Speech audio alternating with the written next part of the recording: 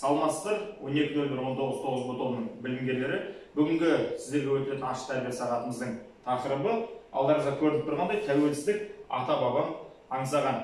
Тәрбие сағатымыздың мақсаты тәуелсіздік ұғымын түсіндіру арқылы қазақ халқының ғасырлар бойы басынан өткен қиыншылықтарын айта келіп, осы қиын зұлмат жылдары елінің азаттығын, еркіндікті аңсаған ұлт зиялыларына тоқталу.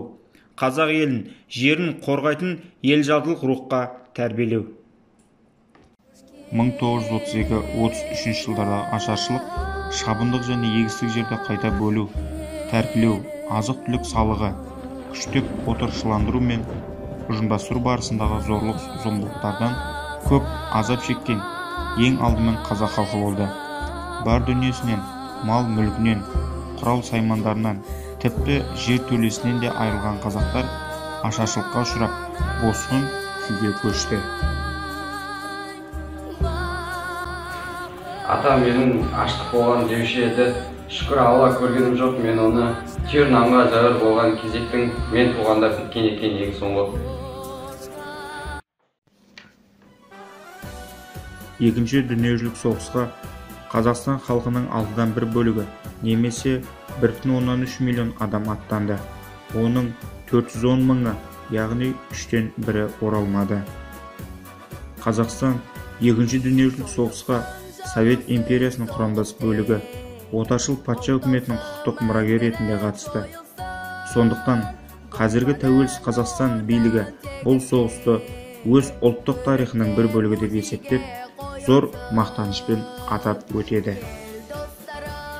Атам менің соғысталы бесіне, сөйлеушеді қас дұшпанға өшіге, соғыс қызық екен деп отырып, ұзақ қарап орден толы төсіне.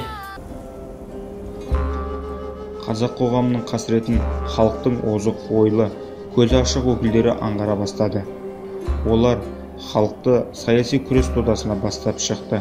Қазақ зиялылары саяси қызметтің қатерлі жолына жалтақтамай, жанқиярлықпен күрескен көрнекті тұлғалар шықты. Асқан қазақтың ер ұлдарын, сынады айтам құжаттың біреу жолдарын.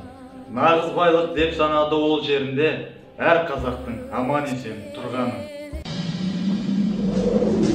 Желтоқсан көтерілісі 1986 жылы 17 және 18 желтоқсан аралығында Алматыда болған қазақ жастарының КСР үкіметінің отаршылдық, әміршіл, әкімшіл жүйесіне қарсы наразылық іс-қимылдары. Бостандыққа, тәуелсіздікке ұмтылған қазақ халқы тарихындағы елеулі оқиға болып табылады. Тәуелсіздік халқымыздың мақтандысы, тәуелсіздік еліміздің жаттандысы, тәуелсіздік ұлтымыздың азаттығы, тәуелсіздік жеріміздің ғажаптығы. 1991 жылы 16 желтоқсан күні Қазақстан Республикасының мемлекеттік тәуелсіздігін жариялауы қазақ халқының тарихындағы шын мәніндегі ұлы оқиға болды. Бұдан кейін қазақ халқының жаңару кезеңі басталды. Атам маған мұны айтты бір күні, соның бірін көрмей өскен бүгінмен, Назарбаев Нұрсұлтанның тұсында тәуелсіздік алғаннан соң туылдым. Өтерді атам ертеңіме сеніп, өз деп еді ел басына еліктеп, өткені біз қазақ тізгін ұстаған, дәл осындай күнді аңсаған еліктеп. Менің елім әлемнің ақ барысы, ел басым бар еркін елдің намысы.